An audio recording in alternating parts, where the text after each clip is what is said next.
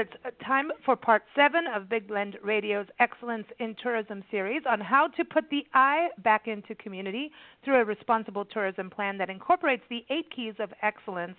You can keep up with the interviews and article series. Just go to nationalparktraveling.com and type in tourism, and you'll see all of that series as well as all kinds of other great articles and interviews about tourism.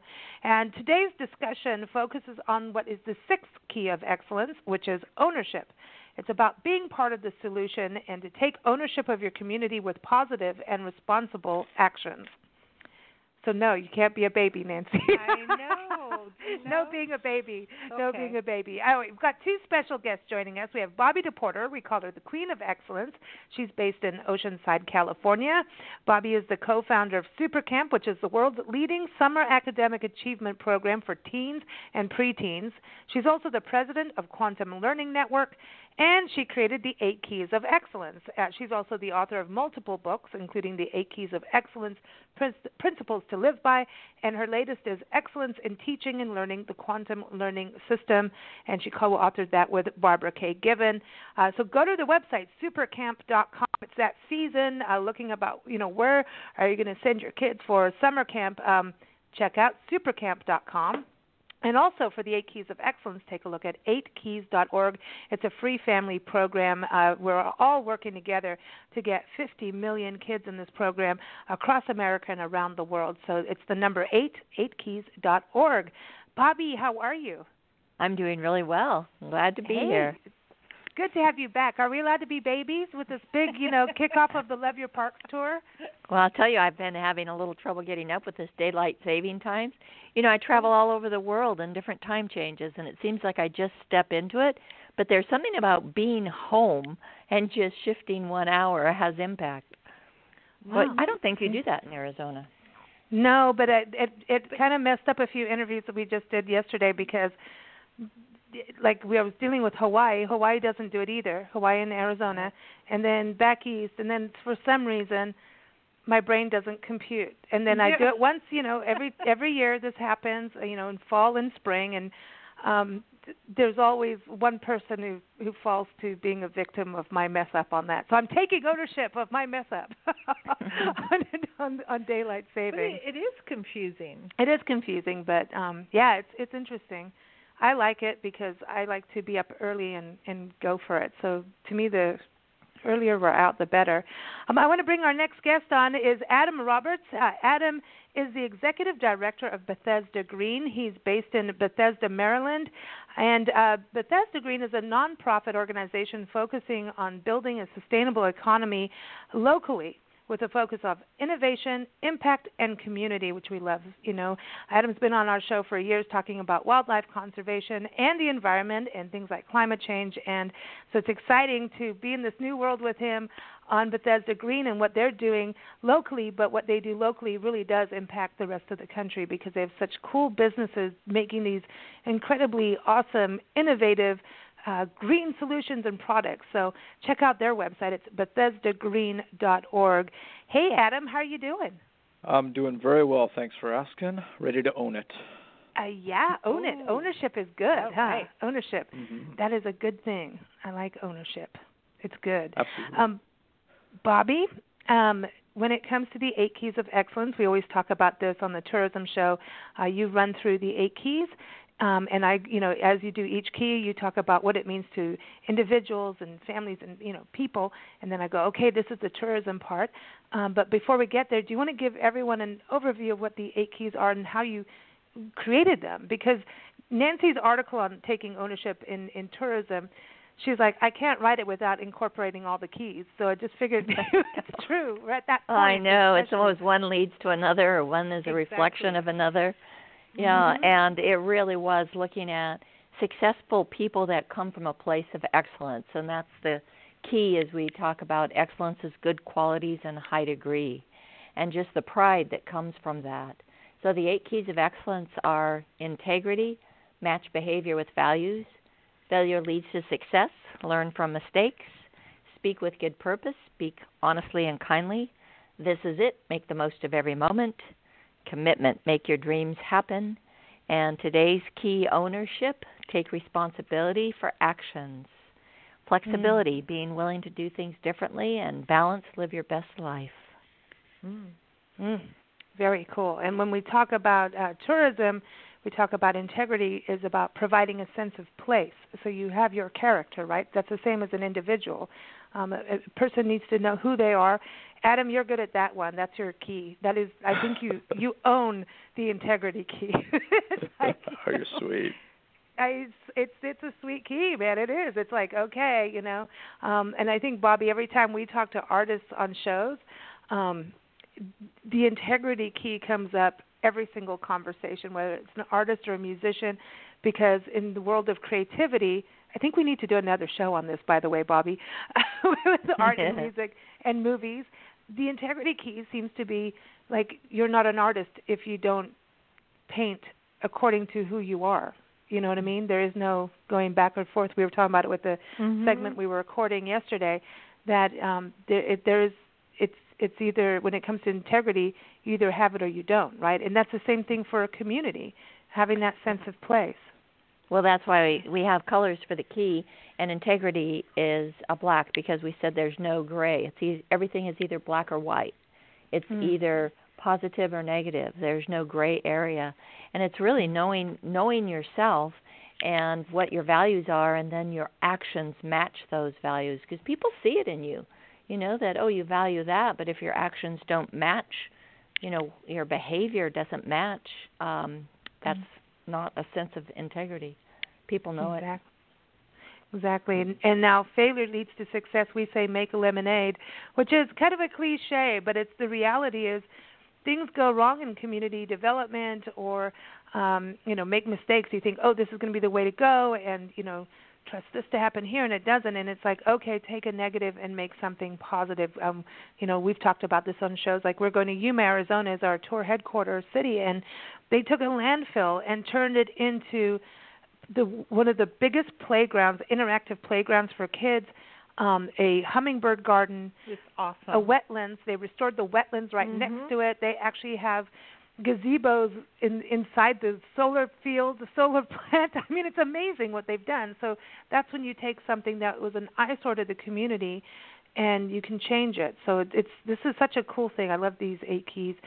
Speak with good purpose. Bobbi, we say about being positive, right? That's an important thing. That's for individuals too, but I know when we talk about ownership, that's going to be part of what we talk about is when you take ownership, whether it's a positive or negative, communication is key. Yes, it is. And what's your intention of your words? Because sometimes we justify, which is below the line in ownership, but we justify our words because we really need to look at what is the intention and outcome, not that I heard something, so I'm repeating it. Adam, I want to go to you on that with Speak with Good Purpose, and working in the community locally, feet on the ground in Bethesda. Isn't that part of it when you're trying to make changes and to go more on a green solution-based community? Isn't how communication happens plays a big role in that to make it happen? Yeah, absolutely, and I mean a lot of these are involved, including the first one, right? Integrity. That we want to do everything with integrity because for us, but I think for communities around the world, it is about community, right? So you're trying to act with integrity to develop a community and to do so in a way that benefits the people that live in the community and has a lasting impact. And so, the first thing you have to do is be able to talk to people in a way that will make them embrace what you're trying to do. One of the programs that Bethesda-Green is working on right now is providing recycling bins throughout the community. We actually have to take the responsibility to do that. So you've got trash cans, you've got recycling bins. There are plenty because of our work around the community, but some of them are older, 8 years, 9 years old, and need to be refurbished or replaced. And we have more people moving into the community, so we need more recycling bins. And I think that's an example of us trying to talk to people in the community about why it's so important that we have this, how the community is enriched because because we have these recycling bins and how it's better for everyone not to have plastic pollution, extra waste, and landfill increases. And when you do that, the community is more likely to embrace what you're doing because they see, A, that you're acting with integrity and that you're owning the work that you're doing. You're taking responsibility for making it happen. And as you point out on this specific one, you're talking to them in a way that makes them appreciate the work that you're doing as opposed to them feeling like you're lecturing them, talking down to them, telling them how it should be. You're showing them why they should embrace the work that you're doing. And if you can do that, then everyone wins. The community is benefited, and it's advantageous to everyone, I think. I think, Bobbi, that goes back to how the 8 keys flow, because the speak with good purpose coming right after failure leads to success. It goes to what Adam's saying, like people have been doing something this way for years, and now you want to say, hey, you've been doing it wrong all this time. But if you walk in and say that, you're not going to get anywhere. You know, right? You go change it's getting the information and doing something with it, because that's what did you learn. We always start with that. What did you learn? What are you going to do about it? Ooh, I like that. What you going to do? Yeah, that's getting into that ownership and action, you know. The other key is, this is it, attention to details, what we say in the tourism side of it. And it's really about, being focused. And I think that's important, Bobbi, in regards to not only the communication, because if you're talking with someone, you want to be focused, not on your phone when you're talking to a customer in the restaurant. You know what I mean? There's that part of it. You have that opportunity. And sometimes opportunity comes around in regards to community. Maybe someone says, hey, I can get a grant to put in a native plant garden. Isn't that part of it too, Bobbi, that you can step and say, yes, this is something we want, and don't let this opportunity go by? So isn't that also about being able to not wait the 3 to 5 years that sometimes it takes in board meetings? I know. It's like, what can you make happen now? And paying attention, being in the present time. And I also think it says in here about paying attention to the community and visitor needs. It's like, what are they seeing when they drive in? It's like, what is the impression that they're giving? That we have a conference center here in Oceanside, and as every single day that I walk in, it's like, did someone leave a cigarette butt somewhere? Did somebody drop a piece of paper? Is the pillow all wrinkled in the lobby? It's like, is the welcome foot mat not straight? You just walk in, and all those little things make such a difference. And by the way, we do have recycling bins because our community gave them to us, and we got awards for them. And now all the people in the community that come in here, we had someone yesterday, and it was like she couldn't find us. Like, where are those recycling bins? It's like, okay, we're on it. But it is paying attention to detail and the message that it sends.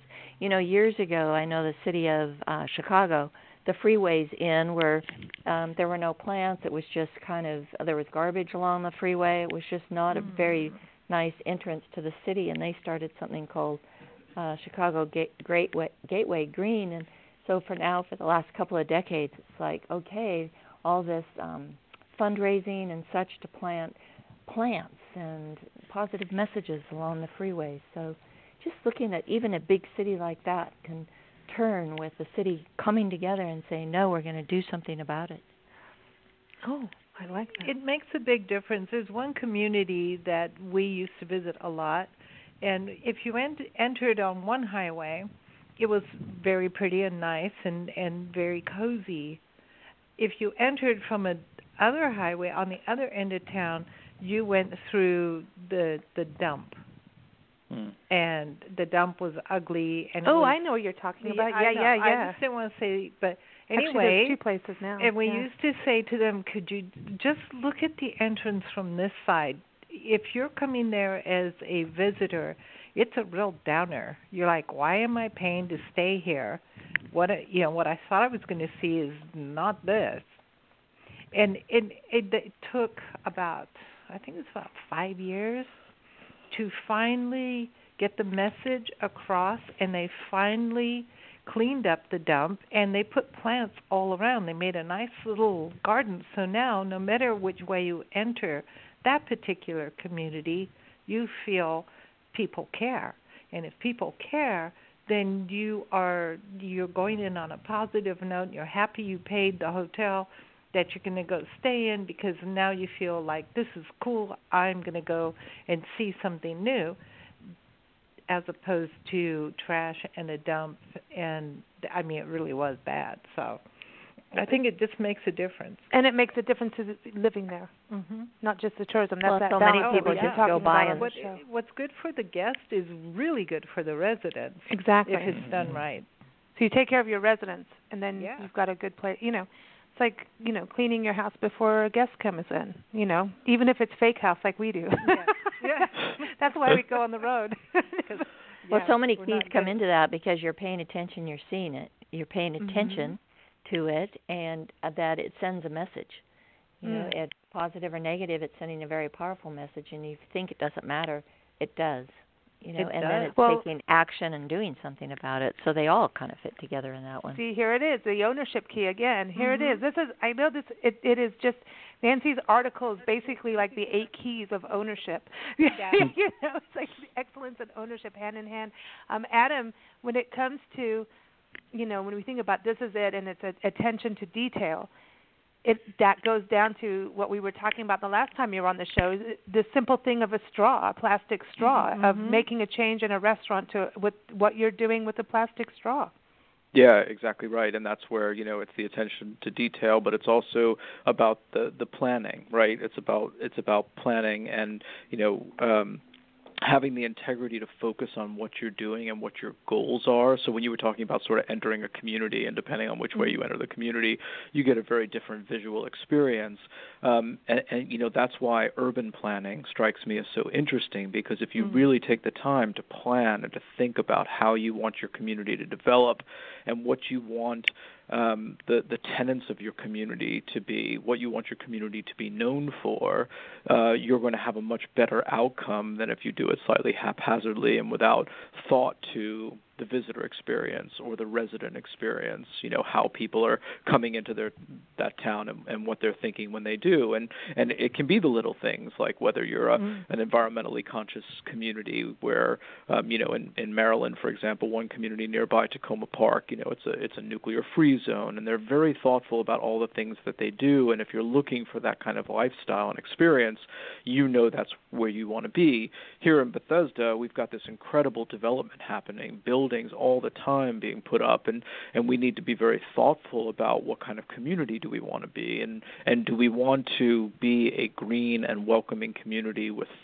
thoughtful local business owners here pushing, you know, eco-entrepreneurship, where they're coming up with new and innovative strategies to tackle complex problems and deal with things like climate change at the local level, or do we want to become another community that's filled with sort of strip malls and department stores? And I think as people think about that in their planning process, that attention to detail and everything else, it makes a big difference, and doing it right will have real positive outcomes. And that's what I've experienced, you know, back to the discussions we've had previously, all across the globe.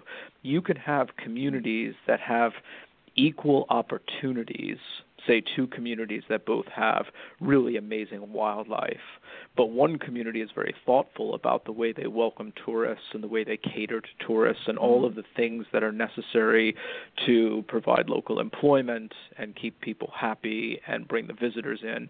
And the other community doesn't put that kind of effort and thought behind what they're doing. Well, one is going to thrive and the wildlife's going to be protected because people want to go there to see the wildlife, and the other is going to flounder. And that's where this thoughtful planning comes in, and so many of these other keys about acting with integrity and ownership and all the rest, I think, come into play. And going, the key after this is commitment. The 5th key, make your community vision happen, which was our previous segment. And everyone, I encourage you to go to nationalparktraveling.com and type in commitment, because we also have a whole story that Bobbi was on. You know, a couple years ago we did this, actually, at the centennial of the National Park Service, where we talked about all the conservation leaders and their commitment to the environment to say, we will protect this. You were talking like Aldo Leopold and, you know, Margaret Douglas and, you know, just, you know, hey, there's so many amazing people who have done this and in so many different ways, but they had this commitment to stand for what they believed in, so you can have integrity. But if you don't stand with integrity and have that commitment to do so, it's not going to happen. So I think that's what's interesting. What you were talking about, Adam, is here's what's happening with communities and how they do things. But you have to have that commitment to make that community vision happen. You can't go, okay, this is how we want to do it, and we'll just keep talking about it at a meeting. I think meetings are important, but if you don't take that and really make things happen and stand and go for it, like you need an action plan. Yeah. What's the point? Yeah. You got to stand up because things happen and be prepared. That's right. Yeah, things happen. You go ahead. Sorry, just to come back to the ownership thing, I think people really have to take ownership because things do happen. So you have to not only try and plan for the eventualities, but of course there are things that are unplanned, that are unforeseeable, and you'll need to be able to roll with that. But you also have to take ownership and say, as a community, we're going to fix problems that arise if they were unplanned problems. We couldn't foresee X happening, but as a community, we're going to band together and take ownership for making it right. And that in and of itself builds a sense of community, that people are doing this together. And the more you can have that, the better your community will be, I think. Bobbi, in regards to a community and taking ownership, just amazing what you have done, because there's communities around the world. There's different kinds of communities, but youth is something that is just, when we talk about the environment, youth is key, That's a community. Parents are a community. And maybe they've never met each other, but they're still part of that parenting community. And so when you think about establishing a quality of life in a physical community, youth should be at the top of the list, because even that, when we go and say, okay, later tourism, if you don't take care of the youth and you don't create opportunities for them and quality of life, you're not going to have tourism. Just forget that. That's not going to happen. The youth is key in everything. I've looked at what you've done with Super Camp over the years. It's amazing. How many years? 30? How many? 35? 38 years. Oh my gosh! It's like every year. Like I can't keep up, man. 38 years, and go with the 8 keys of excellence, the K's, the Community Alliance of Youth Success in Oceanside. What you're doing there, I mean, it really does. Every morning when you wake up, it's youth first. It is. That's our focus, and they often get segmented out, and not part of a community as whole. And that's what you really want, is all ages knowing about each other. What we found in our own community, and this is through our K's community group, is that so often the business people are separate, or the city's separate, or the schools and the students certainly are separate. And what we are doing is bringing conversation and bringing everyone together. And boy, does that really change mindsets and attitudes of where we are. And what we found, particularly with adults, is that they want to get involved with the youth or interact or at least support, and they don't know how. So when you give them a venue or a way of interacting and having a voice, not only for the students but the whole community, to speak up and interact together, and then you have this sense of belonging. In our hierarchy of needs, everybody wants a sense of belonging in community. And when you're interacting, when you know each other, when you're talking with each other, that has a big shift in your pride in that community. I think over the years, things have really changed, especially in this country. I mean, our years in Africa, staying and being with different tribes and such, where people, they had their different huts and housing, but they weren't separate. They were like in a village, and the whole village was surrounded by a fence of their making, and everybody knew each other. It is so different than how we live, where you can live next door to somebody and never talk to them and meet them. So it's harder to explain a sense of community. Like I know I've seen in Africa where a child will do something wrong, and somebody who is not the parents of that child will correct the child. Now, if that happens here, it's a whole different take. Drama. It's a whole different take. And so I think we have to work harder to build that sense of community and part ownership of that community than if, like 150 or so many years ago. It's That's different now. Yeah. Adam, Hey, can I just add something about the youth issue?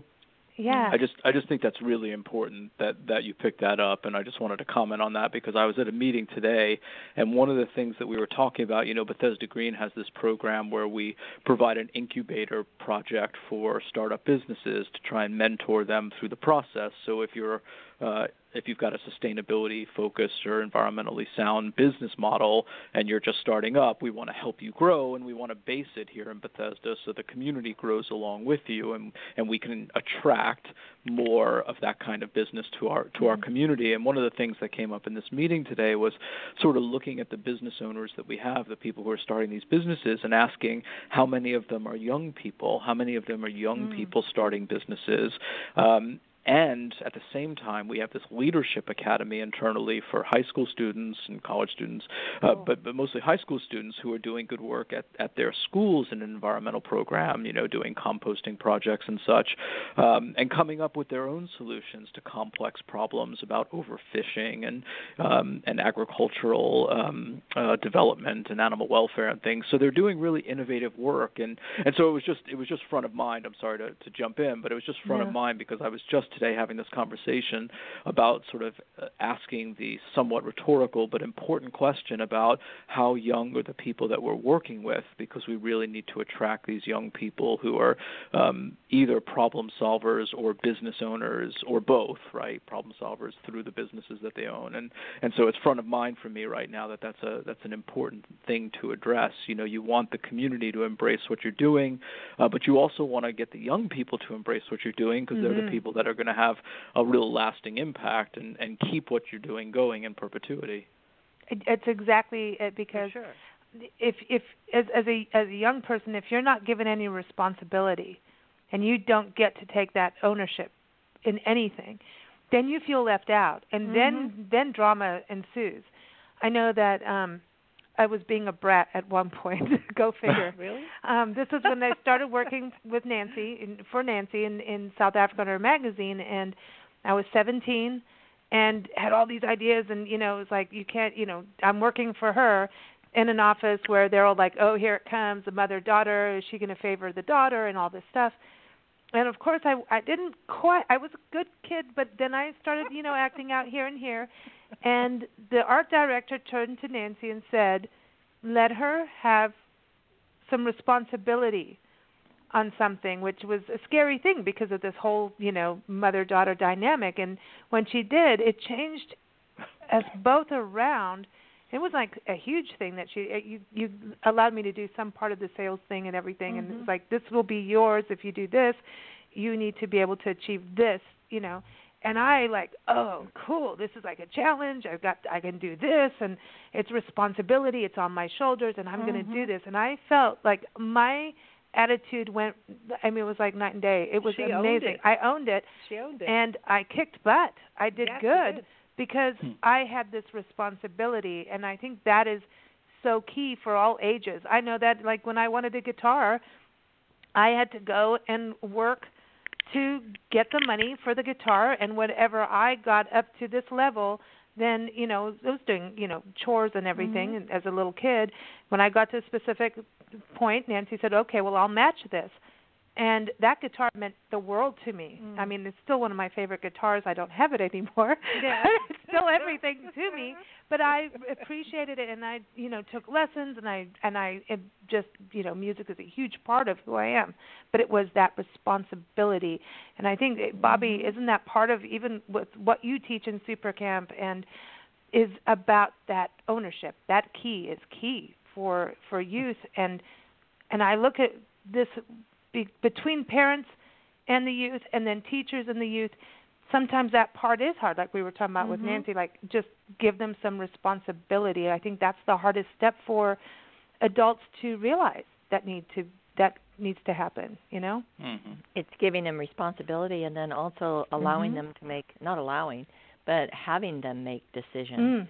So often they'll just stay quiet because, their mother will tell them, make the decision for you, and we see that a lot, that they get paralyzed. It's like, who's going to make the decision. It gets to be that, do you want vanilla or chocolate? Somebody's going to decide for me. Or they text. It's like they're out shopping. Shall I buy this or that? And it's a text, and it the constant communication and to be able to ask. But just that when they get frozen, it's like, no, somebody's got to tell me I don't make decisions. Oh, wow. Wow. And has that changed for you at Super Camp over the years?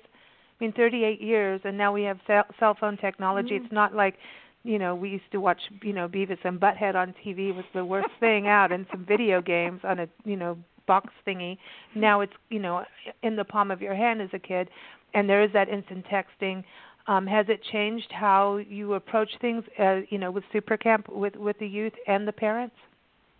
Well, the 8 keys are so powerful, Adam, with at Super Camp, because when we do talk about ownership and making decisions and taking responsibility, then they get into these rich, deep discussions with each other. That's cool. And because it's timeless. The keys are like, it doesn't matter. They'll go with you forever, Yes. They're immortal. Yes, they are. They're they immortal. are. I know. But this ownership part, I think, is very important with the youth. Yeah. And having that discussion, what I thought was interesting, we've sat down and had radio segments with parents and the kids and from Super Camp, and watching their communication change, and both of them, like, the parent saying, I can talk, with the communication is better through that. But in watching through CASE, the Community Alliance of Youth Success, what you've done with, Stem and Graham in regards to having, Youth Success Week and creating this, it really was the kids that took ownership in that. That is, to me, one of the greatest examples of the kids stepped in, and that's where things started to kind of shift and the puzzle pieces came together. Yes, it's them telling their story and giving them a platform for them to, the community is listening to their story, and just, you can see it in their face of just, wow. They get changed forever with something like that, because wow, I am important in a positive way, that I mean something, and people care about me, and I'm part of this community, I'm a member of it, and rather than, on the outside, and I just stay in my corner and go to school and do my thing. It's like, what needs to be done? Who am I? What can I take responsibility for? And it's instead of excuses about what's going on. It's like everybody, adults and kids, can look to see what needs to be done and do something. Start a conversation. Yeah. It's funny, one of our good friends, over the years, she always says, you can't complain about what's going on in the world if you don't vote, if you don't do something. You can't sit and whine. If you're just sitting in front of the TV, get over it. You have no right. You have a right, but it's futile. And Nancy, in your article, you made such a big point about people taking action. Like, this is part of that "this is it" key coming in and making the commitment as well. Those two keys. But you made a huge point about people volunteering and getting involved or putting on an event, but actually taking those steps. Well, yeah, because if if whatever you're going to say, then if you don't follow it up with action, what you said kind of doesn't mean very much. It's always what happens after you make a point and you say something. That's where people can say things all day long, but if they don't follow it up with positive action, then it just is like, okay, so and so said that. It doesn't matter. You can say things, but that's not taking ownership. For me, ownership comes with, I believe this, I say this, and so therefore I will do this. And you do it. Yeah. There's that thing, it's like when you ask a child a question, they look at each other, what's the right answer, not what do I think. There's a difference. Yes. Taking ownership is what you think, and you say it, not always trying to be right. What's the right answer, like on a test or something. There's a different faking the multiple choice. Yeah, I love multiple choice quizzes in school because you can just go whatever. That's like a casino game. It's like, it's like gambling. But if somebody asks you a direct question and what you say is what you feel, you will follow up with something along those lines, or you're already living that truth. See, here comes the integrity part. Well, that's it, and I think that part about doing more than just talking about something, but actually taking action is really important. I always say when we're in a big group meeting of any kind with any group of people that what happens during the meeting is never as important as what happens the minute we walk out of the room. Yeah, right. Because that's when all that talking gets put into action, and if you don't take the action and have a commitment and the integrity to follow up on the decisions you've made, well, it may have been a good and inspiring hour or 2 hours altogether coming up with all these great ideas, but you got to start rolling up your sleeves and doing the work when you leave the room. Otherwise, it was really just a waste of time, although it made you feel good in the moment. So I think that's so important to take the actions. Yeah, meetings, they're saying so much about meetings. Are just, so many people are having meetings and people are like, oh, I don't want to go to another meeting. And so it's really hard with that kind of thing. So there's a thing about taking ownership of your meeting so that it's not a boring meeting, that people actually want to go have a meeting and connect with you. One thing I want to talk about in the tourism industry turns out to be one of the worst polluting industries. We talk airplanes. We talk about what happens with cruise ships. We talk about plastic straws. We talk about waste in a restaurant. We can talk about how laundry is being done with chemicals or not, and we've also watched hotels change completely. I remember one in Marin, they changed how they did their entire laundry, and they're trying to get other hotels on there on board so that there's no waste and it's not chemicals that they're using. So there's this whole part of it where you see individual businesses take ownership. And then the community, the individuals do that. And the tourism industry, when you look at that kind of thing, is that something Bethesda-Green is looking at, and how restaurants are taking ownership for that kind of thing, how parks or attractions are do you see that yet? Yeah, I think it's there, and I think so two things. One is to the point you were making about sort of hospitality and the way that they look at environmental issues. I think you're starting to find that more and more, and of course, I can remember a time when that didn't happen. There wasn't signage in hotel rooms about, conserving water and not asking us to change the bed linens and the towels if you're up for conserving water and not wasting it. So, that in and of itself, just that small thing, technically small, obviously have big impact, is a relatively new phenomenon, but it's ubiquitous, right? Now you don't ever really go into a hotel room and not see some sort of signage about helping to conserve water by reusing towels or whatever. So I think that is important. And then the other piece is sort of how communities are looking at these issues holistically to say that we're a better community if we're more environmentally sound. And I think the pendulum is starting to swing such that people are surprised now when there isn't that kind of environmental awareness. Even on cruise ships, they're starting to move in that direction, and cruise ships can be, particularly horrid when it comes to environmental sustainability. But then also, trying to promote doing things closer to home so that you're not polluting the environment by traveling so much, I think is also important, and having more inviting communities around the country so that you don't have to necessarily fly so far and use the fuel it takes to get there, I think makes a difference itself.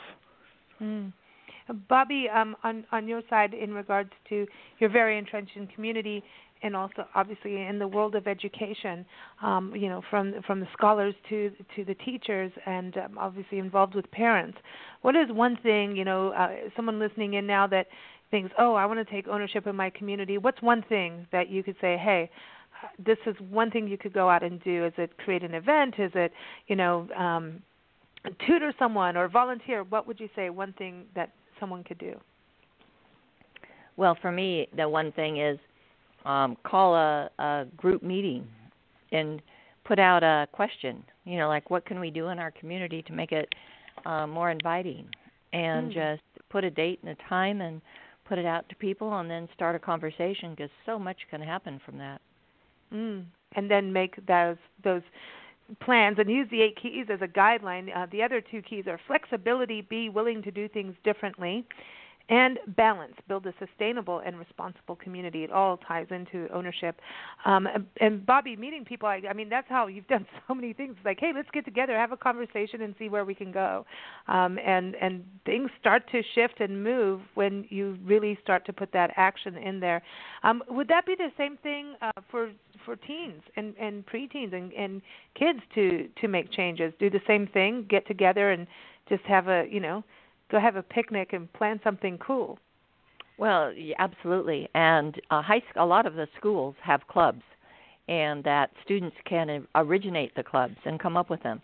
We found that with the high schools here. They started a youth success club based on our case group, and that 2 got together, went to the principal and went through the paperwork, and then they called a lunch meeting and invited students to come, and so they were meeting every week on Wednesday at lunch, and to look at, and then they come up with the ideas of what they can do to improve their school, to outreach to the community. They even broke up in groups, and they went places and spoke. They spoke to other schools, elementary schools and middle schools, because those students all look up to high school students. So they had a message of, what can we do together? How can you take responsibility? How can, you do your best, and getting other people involved. So it's so much as conversation and reaching out. Mhm. I love this. That conversation. And Adam, for you, when you look at Bethesda-Green and this community that's like I feel like you're like the green think tank and doers of, it's so exciting what you're doing. I think it's so cool. Nancy, I've been like looking at the website and just the more you look at it, you're like, this is so cool. I want to come composting, and who ever thought people would go, I want to go composting, it's fun. And let me just say, just to your previous question too, you went back to teens, right? It's interesting that twice in this conversation you've sort of driven it home to that important thing. And when thinking about sort of what one thing you can do in the community, the first thing I thought was actually that my daughter is a teenager now and she's in high school, and they have a community service requirement before they graduate. They have to do 100 hours of community service. And as you were asking that question, I thought to myself, isn't it interesting that we are raising children to have this attention to community service, even if it's forced upon them as a graduation requirement, but not for grown-ups, right? We don't have that same requirement for ourselves. Yeah. And if you were going to ask me the same question, what's the one thing I would recommend people do for their community? I think that would be it. Make a commitment to community service. Just do one thing at some point for one group, and see if you get the bug, and then you're able to volunteer more and more and more, and that makes a difference. So I just think it's interesting the way that works. Cool. That's so cool. I had no idea about that. That is so cool. And what's so interesting is community service used to be looked down upon, like that was a punishment. Like you get in trouble. Been. Okay. You get community service. Right. And that's too bad, because I think that's one of the biggest mistakes this country has made, is community service as a punishment. Yeah. I wonder how many continue on after they completed their punishment. Yeah, so that would be interesting to know. Well, look. But it's an interesting idea when you think about it. Like, okay, you did this wrong, especially for juveniles. Juvenile delinquents. Well, your sentence is community service. That speaks volumes in itself. Yeah, it's pro and it's good and bad. It's like it's an interesting thing, because they're learning something and teaching them positive, but it's like that's your sentence, and maybe changing that word sentence to being like, hey, help you. Yeah, instead of that, we're giving you this opportunity to have fun and enjoy something. I mean, look at how many firefighters are prisoners or people that are going through juvenile delinquency, or whatever you want to call all those things. I don't know all the terms, but they're out there fighting fires, and they found a sense of purpose through that. So I think the program's good. It's just a term. It's the language. We need to speak with good purpose key to be played. It's the language. Exactly. The language needs to be changed. Because community service, I mean, it's like when the government shutdown happened, Marcus Lemonis, who owns Camping World. Camp World. Camp yes. World. And when that happened, so many park rangers and government employees, were furloughed, and for a very long time. And it got, we have personal friends who are just like, our entire family is in this, and this is like not cool. And all of his employees have to do a certain amount of hours of community service, and that's part of this, cool part. He goes, one of the cool things about working here, is that we give you time off as part of your, working hours to go and volunteer in some project that you're passionate about. And so what they did is they turned around and went and volunteered in national parks while they were closed. Yeah. And helped clean bathrooms and do things. And so while they were out doing that, he hired the park rangers for those part-time hours. Yeah. I thought that was the coolest thing. So Talk about taking ownership. The government may want to do this, and I'm not getting political on that. I'm just saying that's what happened. And he turned around and said, well, I'm going to take ownership of this situation with what I can do in my company, with my team. Really cool. And I think that is the coolest thing ever, That's a good thing. Taking ownership. Yeah.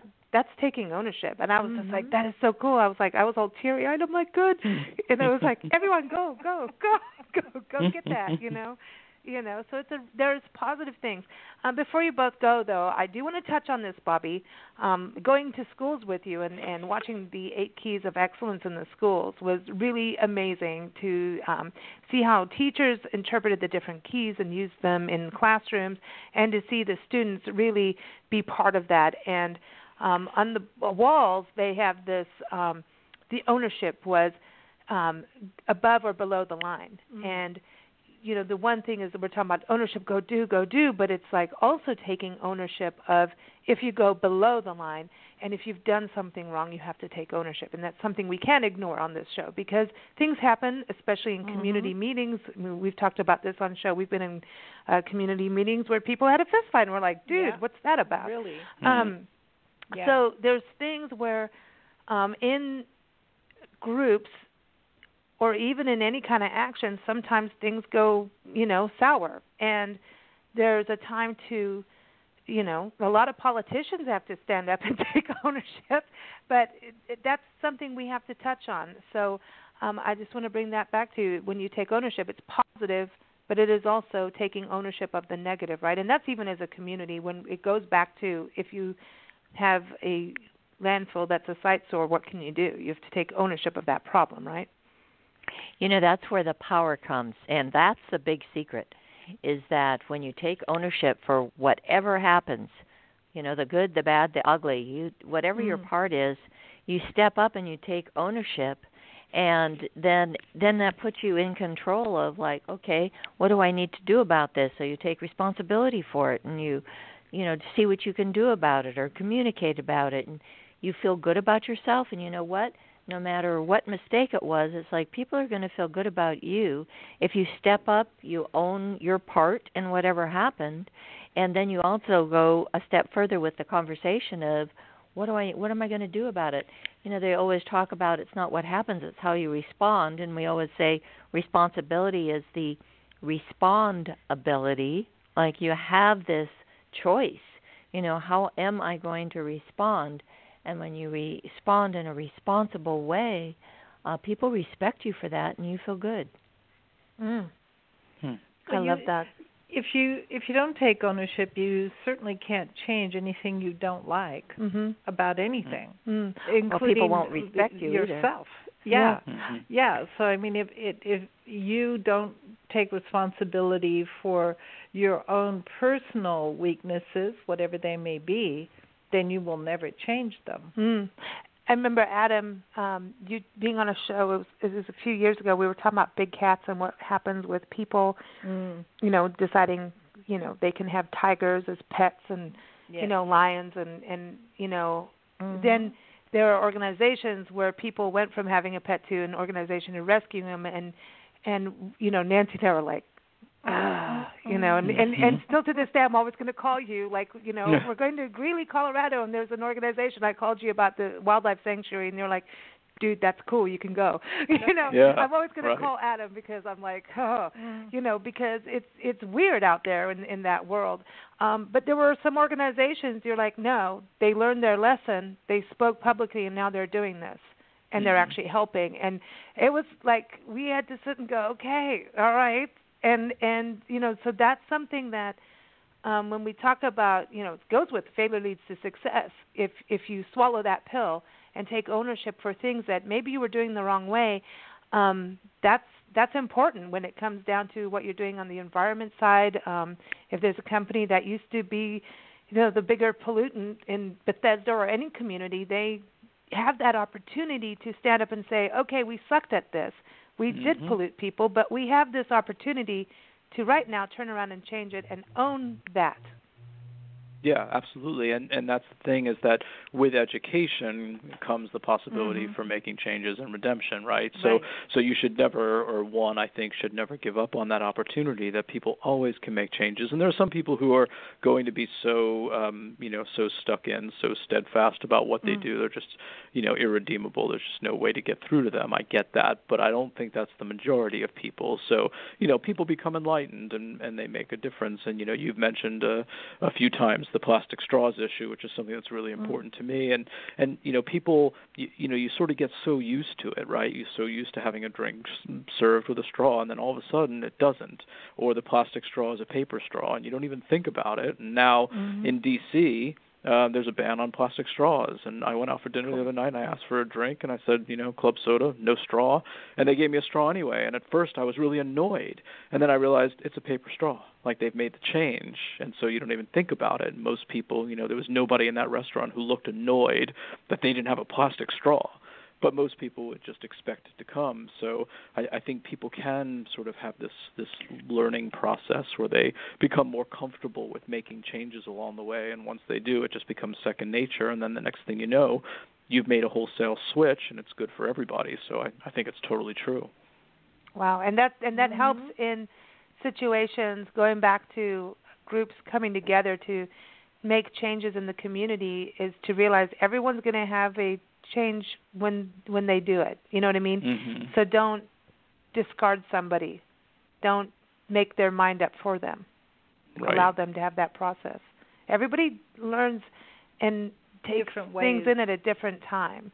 It's something it's a hard thing to learn too. Like, why won't this person just get this? Well, they know things you don't know yet. And you know what? We just have to balance it out and learn that everybody's going to learn at their time, and just keep putting the information there. Just just be that person to keep putting it there. Do it in different ways. But if you just knock them off completely, well, you've knocked that person off. That's that. Now you'll never get there. That's like quitting. Exactly. Yeah. Quitting is below the line. Oh, there will be no quitting. Okay. All right, Bobbi, we won't. Quitting. We're off for the week. Yes. And we're not allowed to be babies about it either. No. No, it's cool. We're very excited. I can't wait. Over the years, we're going to be chatting with you from different places, finding places, going green, finding places, doing more for their youth. So Nancy and I look forward to this. We're going to be talking a lot about excellence with both of you. And thank you both for what you do and for joining us today. It's been such a cool conversation. Yeah. Absolutely. Thank you. And everybody, Nancy's article on taking ownership is in the April through June issue of Parks and Travel magazine, and this interview will be there too. But also you can read it now on nationalparktraveling.com. Just type in ownership.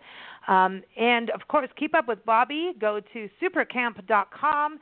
and 8keys.org. Come be part of that. 50,000. What am I thinking? Bobbi, where are we on the millions? We're getting close to 30 million. So cool. Woohoo! Wow. Okay. Well, we'll be busy on this tour, just like everyone we meet. Like, hello, go sign up now. Do it now. It's the first thing you could do to take ownership is to take ownership by getting the 8 keys of excellence into your family or your schools, because you have a whole program for that, right, is for communities. Can nonprofits do it? Like some of the organizations we know that do things, can they incorporate that too, the 8 keys? Absolutely. We have lessons for them that are right there at 8keys.org.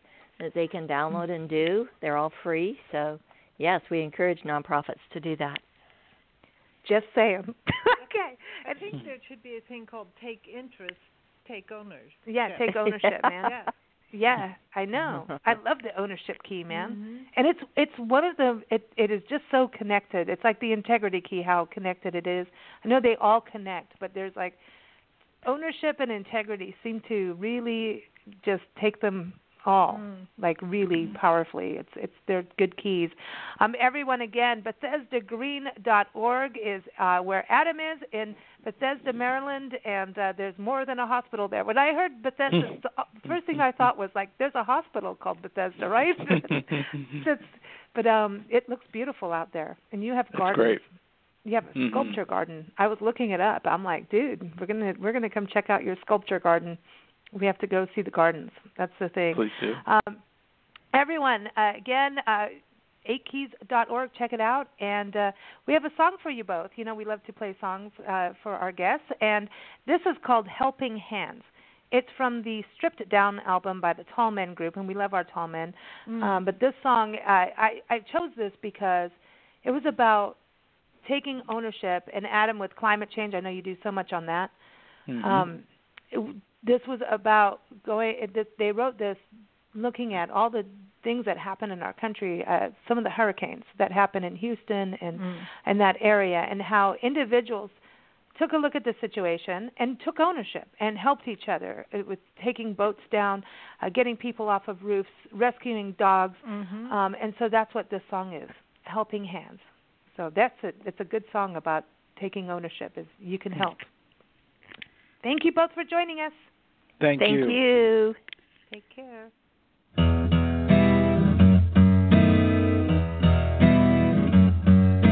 I never thought I'd use my boat in my own neighborhood. But as the waters rose, I heard the call and understood.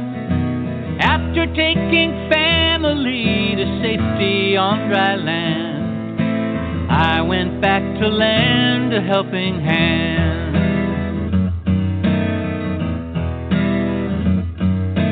I saw Mrs. Watson waving from her second floor. She taught 9th grade history, but taught me so much more. She said I was her hero when I put her on dry land. I was there to lend a helping hand. Helping hands, helping hands. Anyone can lend a helping hand. All of us are heroes when we do the best we can. And all we have to do is lend a hand.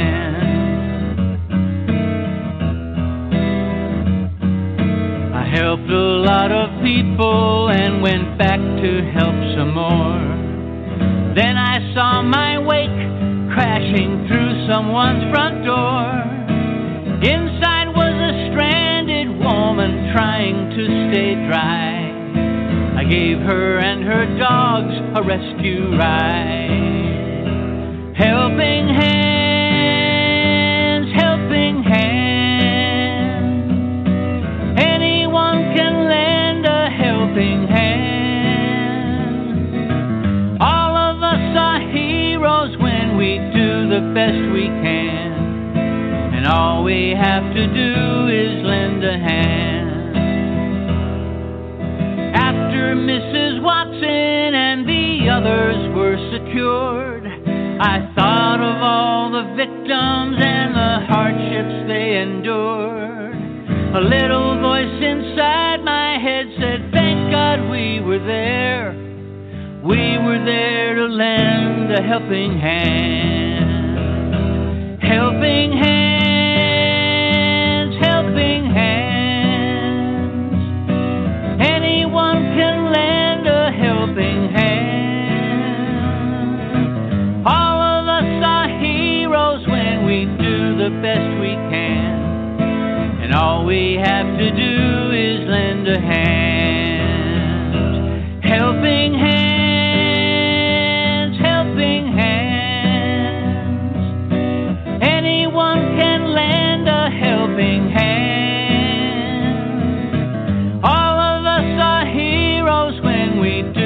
best we can. And all we have to do is lend a hand. All of us are heroes when we do the best we can. And all we have to do is lend a hand.